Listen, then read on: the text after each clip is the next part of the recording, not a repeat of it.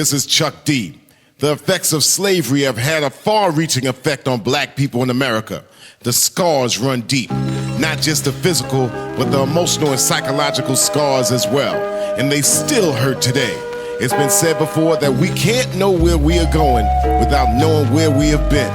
Follow along as Akrobatik takes us on a journey back to how things started for us here and links the effects of that start to what we're still dealing with to this day.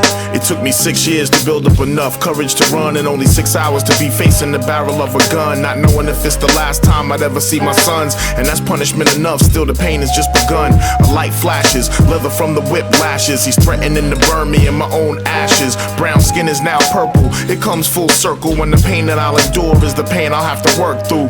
For now my body lies listless, wishing that my wife wasn't forced to witness, wishing she wasn't forced to be master's mistress, wishing she wasn't forced to be under this distress. How did we ever get into this mess? We came from kings, now we wearing rags, eating unmentionable things. The stings from the welts in my back make me want to attack and be a martyr for blacks, but then the whip cracks and brings me back to reality. Madness, brutality that leads to fatalities. And if he knew that I was reading his books and getting smarter, it would only make him whip me harder. Sometimes I thank God I never had a daughter, but even if I did, in my death we'd connect through the pain, our souls kindred.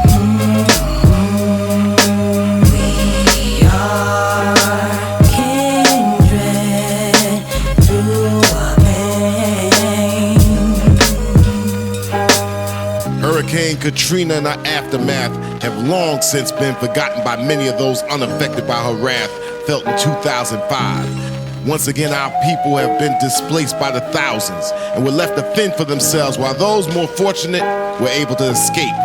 Let's take a look at what may have been going on through the mind of victims of America's most infamous natural disaster. I'm on my rooftop, sick and thirsty, asking God for mercy. Please spare my wife, she's only 30.